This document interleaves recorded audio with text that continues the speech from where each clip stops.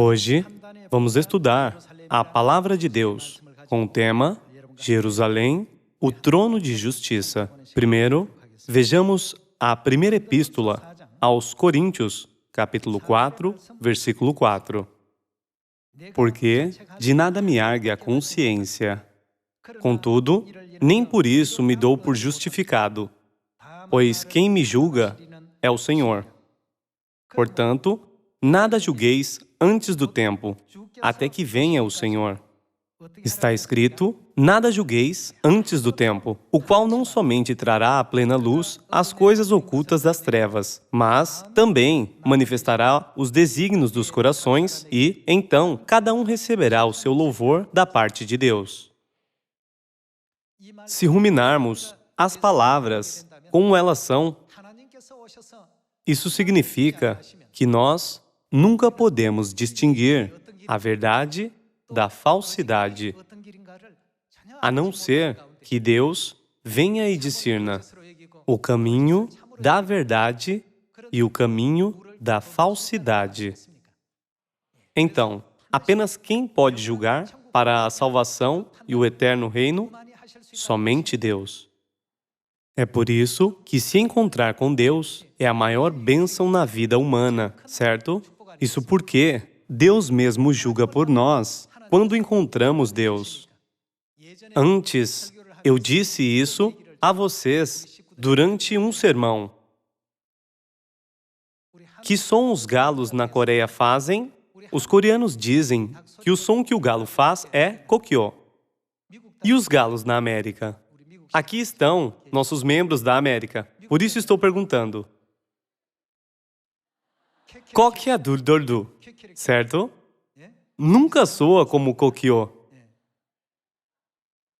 Se colocarmos um galo aqui e as pessoas de diferentes países ouvirem o canto do galo, todos vão expressar o som de diferentes maneiras. Eu tive a mesma experiência em outro país. Quando eu fui para o Sri Lanka e conversei com os membros de lá, eu ouvi um som de sapo ao nosso redor. Então, eu perguntei a eles, como vocês imitam o som dos sapos no Sri Lanka? Eles disseram, torong, torong.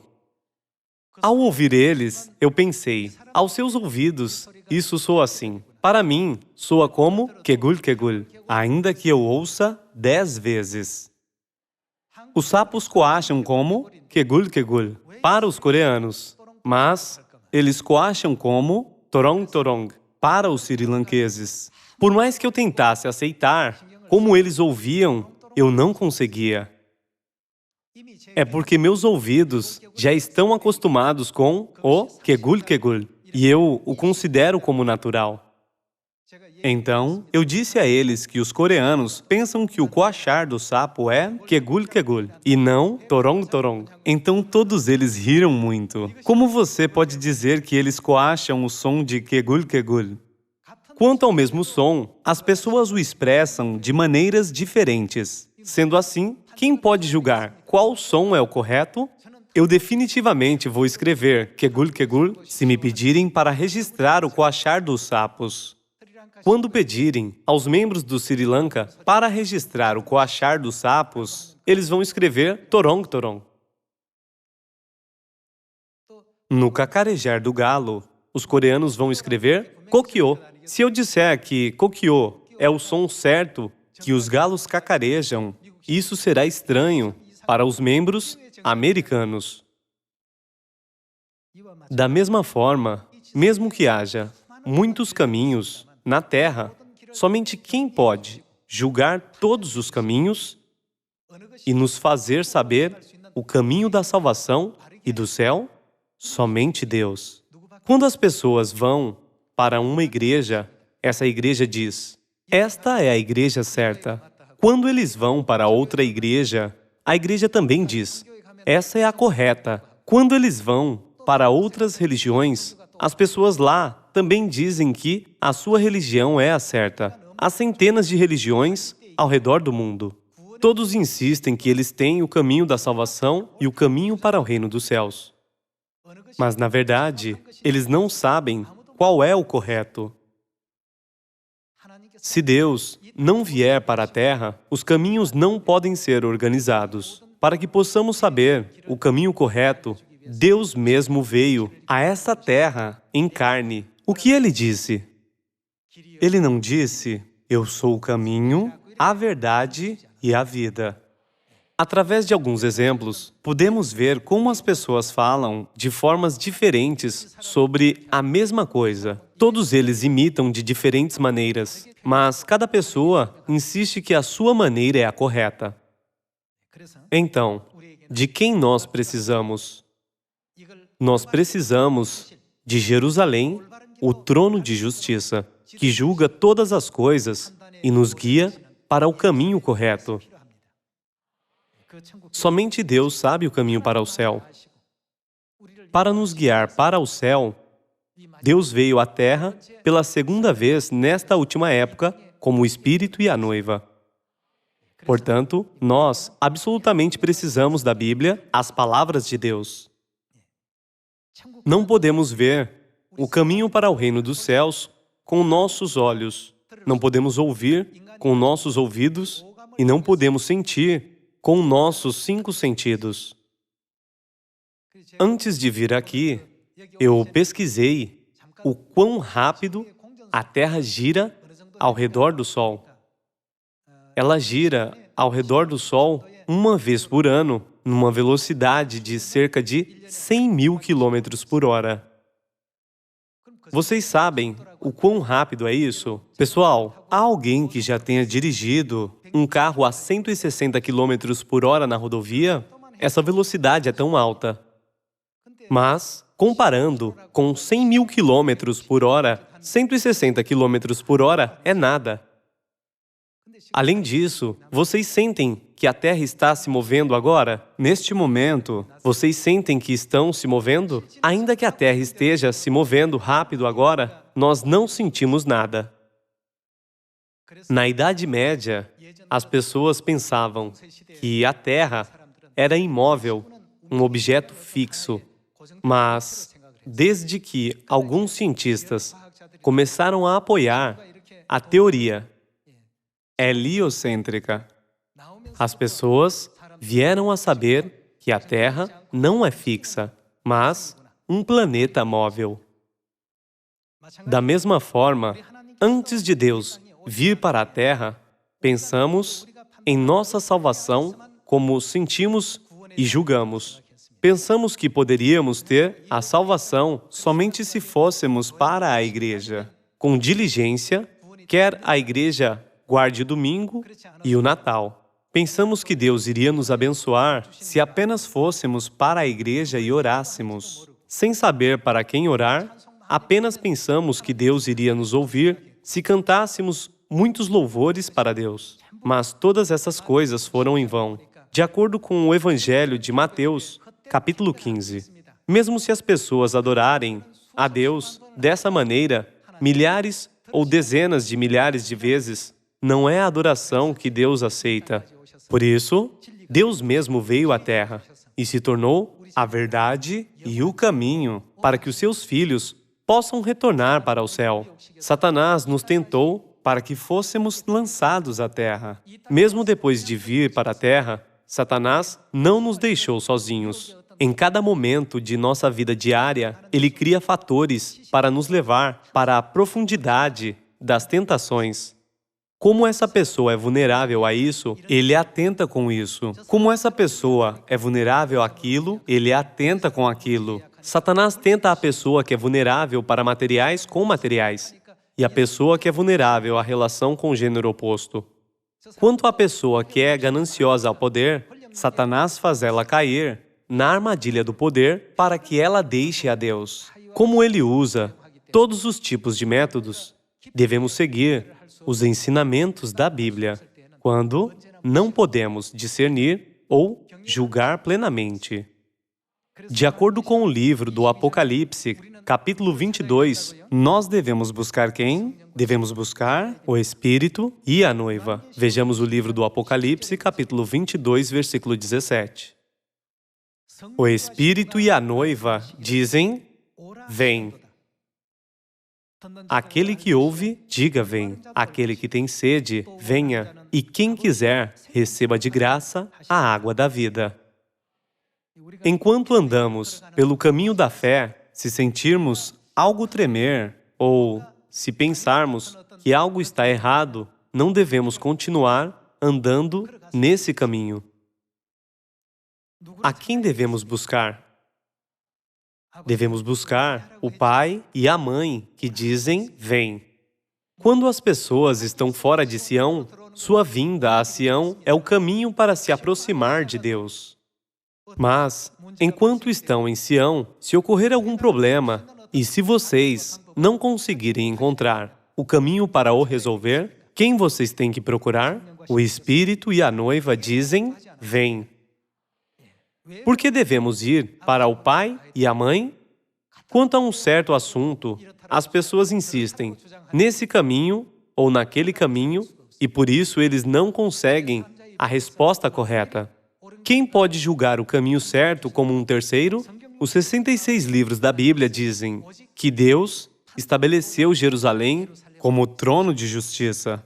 Quando se trata desse assunto, vamos para o livro de Isaías, capítulo 55. Vejamos o livro de Isaías, capítulo 55, versículo 8.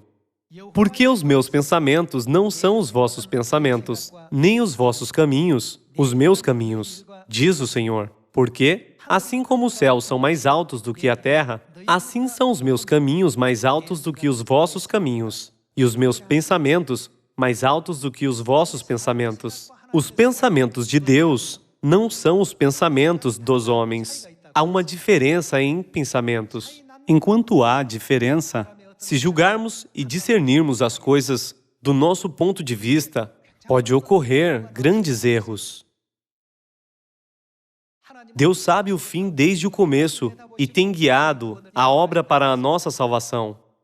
De acordo com o livro de Isaías, capítulo 46, versículo 10, Deus disse que sabe o fim desde o começo e que está guiando os filhos de Sião. Então, devemos acreditar que a maneira mais sábia é ser guiado pelo Espírito e a noiva, e que é o caminho certo para reconhecer seu julgamento, em vez de nosso julgamento.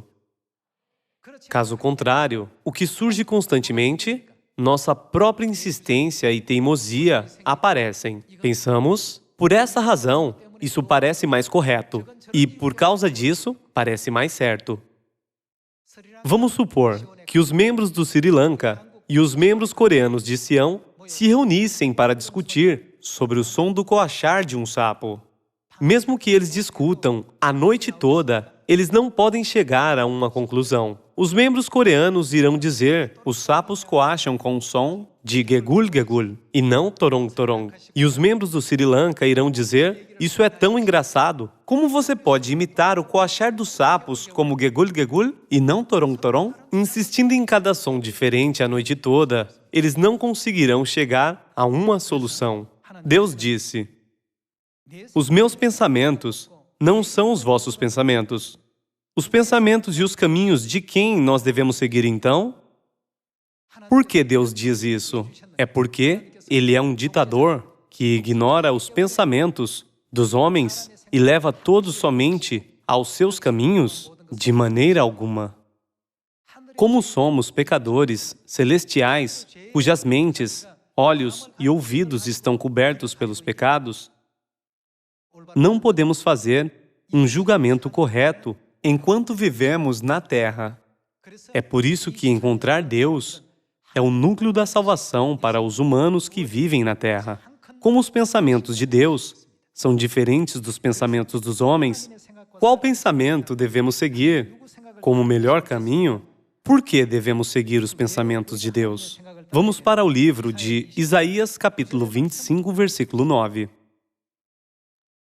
Naquele dia se dirá, eis que este é o nosso Deus, em quem esperávamos. O que Ele fará por nós? Aquele que pode nos levar ao caminho da salvação é somente Deus que vem à terra em carne. Vocês não concordam? e Ele nos salvará. Este é o Senhor, a quem aguardávamos. Na sua salvação, exultaremos e nos alegraremos.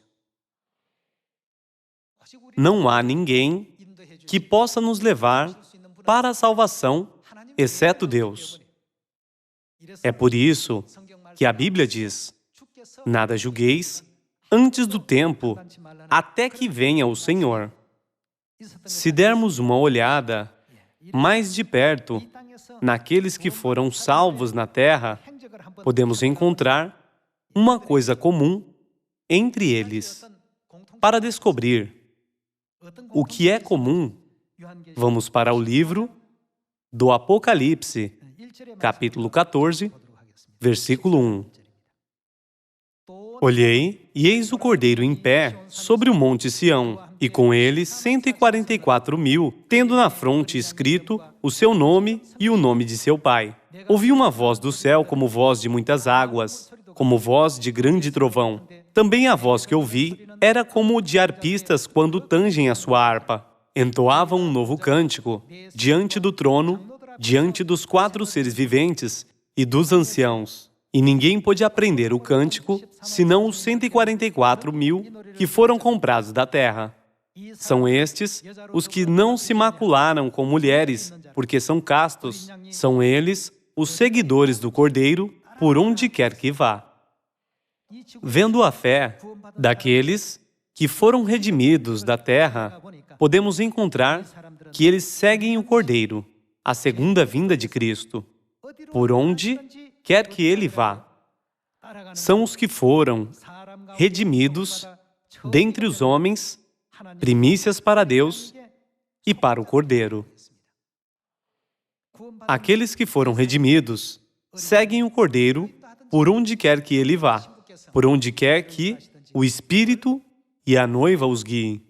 Enquanto caminhamos pelo caminho da fé, muitas vezes nos deparamos em uma encruzilhada, onde devemos fazer um julgamento. É correto fazer isso ou fazer aquilo? Quando temos essa questão, devemos buscar Jerusalém, o trono de justiça. Vamos ver alguns versículos no segundo livro dos Reis, o qual diz que Deus irá punir aqueles que não buscam Jerusalém. Capítulo 1, versículo 2. E caiu Acasias pelas grades de um quarto alto em Samaria e adoeceu. Enviou mensageiros e disse-lhes: ide e consultai a Baal-zebube, Deus de Ecrom, se sararei desta doença. Mas o anjo do Senhor disse a Elias, o tesbita: dispõe-te e sobe para te encontrares com os mensageiros do rei de Samaria, e dize-lhes: porventura, não há Deus em Israel para irdes consultar Baal-zebube, Deus de Ecrom? Por isso, assim diz o Senhor: da cama a que subiste não descerás, mas sem falta morrerás. Então Elias partiu. Como Acasias, rei do reino do norte de Israel, estava em seu leito de morte por causa de sua doença, ele enviou seus servos para perguntar a Baal-zebube sobre o seu futuro, se ele iria se recuperar. Quando Elias ouviu isso, ficou furioso. Porventura, não há Deus em Israel para que você vá se consultar com um Deus estrangeiro? Por isso, assim diz o Senhor: da cama a que subiste não descerás, mas sem falta morrerás. Tal história que ocorreu no passado nos dá muitas lições. Hoje vamos estudar juntos sobre isso. Embora houvesse Deus em Israel, o rei Acasias não se consultou com ele. Mas ele foi perguntar a Baal-zebube, um deus estranho, se ele iria se recuperar. Ele poderia ter se recuperado. Contudo, ele não pôde receber a graça de Deus, mas enfrentou um fim miserável. Ele, no fim, morreu em sua cama. A quem devemos procurar quando não podemos julgar as coisas corretamente enquanto andamos no caminho da fé? Nós devemos buscar a Deus. A Bíblia diz: invocai-o enquanto está perto, certo? Deus não aproximou mais o mundo agora? Estas não são minhas próprias palavras, mas o ensinamento de Deus através da Bíblia, certo?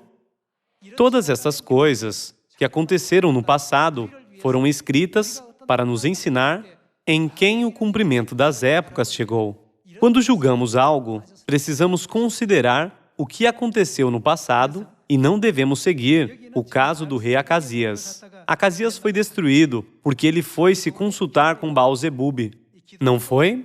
A seguir, vamos ver o caso de Gideão. Gideão também esteve em uma situação onde ele não podia tomar uma decisão por si mesmo. Ele pertencia à família mais insignificante da menor das 12 tribos de Israel. E ele era o menor em sua família, o mais fraco dos fracos. No entanto, Deus disse que ele escolheria Gideão e o usaria. Deus queria nomeá-lo como um líder para libertar Israel. Gideão não conseguia entender. Então ele disse a Deus: por favor, mostre-me um sinal para provar que eu posso fazer isso. Deus mostrou a ele alguns sinais milagrosos que só Deus poderia fazer. Encorajado pelos sinais milagrosos, Gideão cumpriu o papel de libertar Israel no final. Gideão perguntou tudo para Deus. Senhor, o que devo fazer a seguir? Como devo destruir todos os 135.000 soldados midianitas? Deus disse: quem for tímido e medroso, volte para casa. Que todos saiam, exceto aqueles que acreditam que certamente poderemos vencer porque Deus está conosco. Assim, 10.000 homens permaneceram.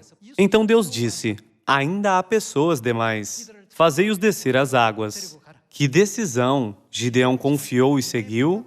Ele continuou seguindo a decisão de Deus. Se ele tivesse confiado em sua própria decisão, ele teria dito: podemos derrotar todos os 135.000 soldados inimigos? No entanto, ele abandonou seu pensamento e julgamento. Isso porque ele sabia que era impossível ganhar a batalha com seu próprio julgamento. Então ele seguiu cada julgamento e decisão que Deus havia feito. Quando ele levou os 10.000 homens para as águas, Deus disse a ele: peça a todos que bebam da água. Deus os dividiu em 2 grupos, observando a sua maneira de beber água. Deus separou aqueles que lambiam a água com a língua daqueles que se ajoelharam para beber.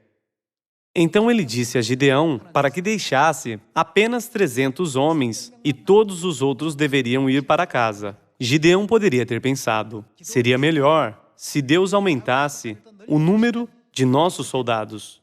Mas, porque ele está reduzindo o nosso número, a decisão de Deus está certa? Quando me coloco no lugar de Gideão, posso imaginar o quão nervoso ele deve ter se sentido. Havia tantos soldados inimigos, eles estavam totalmente equipados com armas. Muitos camelos, cavalos e outras armas, que eram incomparáveis com as de Israel. Era impossível ganhar a batalha com as armas de Israel. Não havia muitos soldados também. Contudo, Deus disse a Gideão para reduzir o número de seu exército ainda mais. Como vocês iriam se sentir se fossem Gideão? Vocês iriam voltar para casa dizendo: oh não, Deus, eu não posso lutar com 300 homens. Deixe-me voltar para casa. Nós devemos entender que Deus faz conhecido o fim desde o início e nos conduz em todas as coisas, distinguindo entre os justos e os ímpios, entre os que serão salvos e os que não serão salvos. Gideão andou no caminho do Evangelho, pedindo a Deus por tudo. Então, o que ele fez com 300 homens? Ele derrotou todos os soldados inimigos. Deus salvou os 300 guerreiros e destruiu todos os soldados inimigos. O que eu quero lhes dizer hoje é que devemos estar sempre conscientes de que temos o trono de justiça. e sigam os pensamentos, julgamentos e caminhos de Deus, em vez de nossos próprios pensamentos e julgamentos. Vamos ao Salmo de número 122, verso 1. Alegrei-me quando me disseram, vamos à casa do Senhor. Pararam os nossos pés junto às portas, ó Jerusalém. Jerusalém que estás construída como cidade compacta, para onde sobem as tribos do Senhor, como convém a Israel, para renderem graças ao nome do Senhor. Lá estão, o quê? Lá estão os tronos de justiça, os tronos da casa de Davi. Orai pela paz de Jerusalém. Sejam o quê? Prósperos os que te amam. O que Deus colocou em Jerusalém? Ele colocou os tronos de justiça lá. Julgamento é a capacidade de julgar, tomar uma decisão ou formar uma opinião. Para julgar algo ou alguém, devemos ser capazes de distinguir entre o certo e o errado. Não devemos? Quando chegamos a esta terra, depois de cometer os pecados no céu, ficamos incapazes de julgar pela nossa salvação. A orientação de quem nós devemos seguir então? Deus nosso Salvador pode nos mostrar o caminho para a salvação e pode nos guiar ao longo do caminho. Sem a sua vinda a esta terra, nós nunca poderíamos andar no caminho da salvação, o caminho para o céu e a vida eterna. Então, devemos ter Jerusalém, que é o trono de justiça. Onde Deus colocou os tronos de justiça, Ele os colocou na casa de Davi. Enquanto explica sobre Jerusalém, Deus nos dá uma resposta definitiva no livro de Jeremias, capítulo 3, versículo 17. Jerusalém é o trono de justiça. Vamos dar uma olhada nisso. Capítulo 3, versículo 17. Naquele tempo, chamarão a Jerusalém de quê? De trono do Senhor. Nela se reunirão todas as nações em nome do Senhor, e já não andarão segundo a dureza do seu coração maligno. Naqueles dias andará a casa de Judá com a casa de Israel, e virão juntas da terra do norte para a terra que dei em herança a vossos pais. Quem é o trono de Deus? O trono de Davi? A Bíblia nos diz que é Jerusalém. E se nós julgarmos as coisas por conta própria, pensando, poderemos fazer isso se fizermos isso, poderemos fazer isso se fizermos aquilo. Satanás já nos enganou no céu. Ele sabe muito bem a nossa fraqueza. É por isso que ele faz tantas pessoas caírem na tentação e nos impede de ir para o céu de várias maneiras. É porque ele sabe.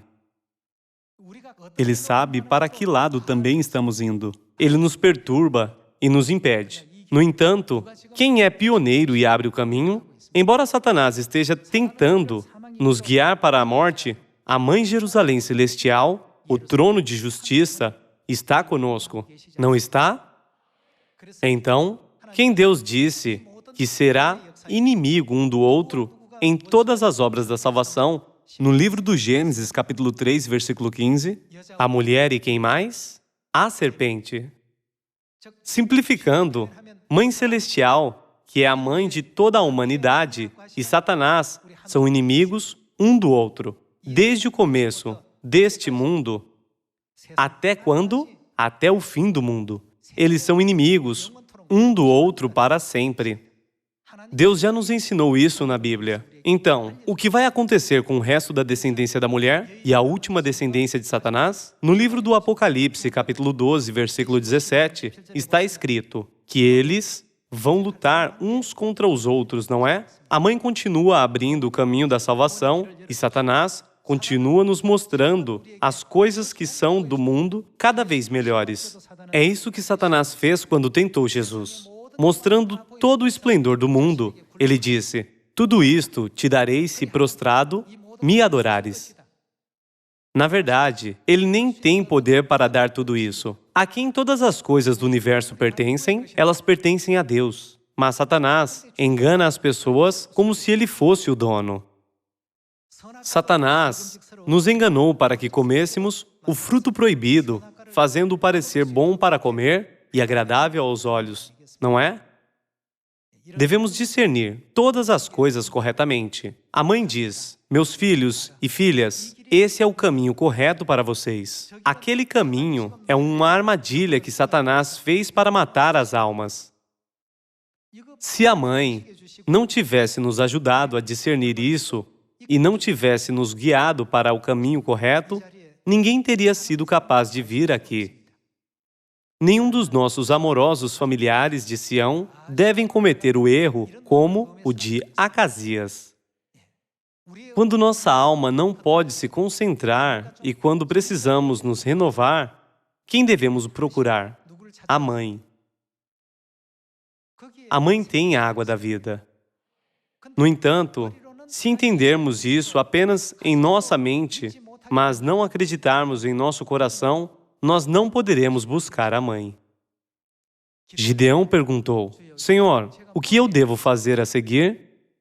Agora mande todos eles de volta para casa, exceto os 300 homens que lamberam a água, levando-a com a mão à boca. Ele fez tudo de acordo com o julgamento de Deus. Vocês devem saber que Jerusalém, o trono de justiça, está em Sião. Em vez de fazer as coisas à nossa maneira, devemos pensar no que está de acordo com a vontade de Deus, o que é agradável a Deus, o que Deus deseja que façamos, e devemos seguir o pai e a mãe por onde quer que eles nos guiem. Quando fizermos isso, poderemos receber bênçãos, certo? Eles são aqueles que prepararam muito o azeite espiritual. O que é o azeite, pessoal? É a fé, certo? Devemos estar transbordantes de fé. Mas e se nós julgarmos de acordo com nossos pensamentos e seguirmos a nossa teimosia? Se tentarmos nos aproximar da grande figura chamada salvação, com as coisas que aprendemos neste mundo, nunca poderemos nos aproximar. A salvação não está dentro do alcance que pode ser tocado com as coisas desta terra. É por isso que a Bíblia e os profetas nos ordena: nada julgueis antes do tempo, até que venha o Senhor. Devemos encontrar o Senhor. E uma vez que nos encontramos com o Senhor, devemos segui-lo por onde quer que ele vá, sendo convencido do reino dos céus. Vamos dizer que uma criança está andando segurando a mão de sua mãe, mas ela solta a mão dela por um segundo, distraída por flores silvestres e borboletas. Enquanto a segue, ela se separa de sua mãe. Ela está longe de sua mãe e é difícil de chegar até ela, embora ela tente. Nesta situação, ela tem que tomar uma decisão. O que eu devo fazer? Se você é a criança e sua mãe se foi para longe de você e você não sabe para onde ir a fim de encontrar sua mãe, o que você faria? Nesta situação, as crianças sabem muito bem como agitar o coração de sua mãe. O que elas fazem? Elas fazem um som de sirene. As mães têm uma audição muito boa.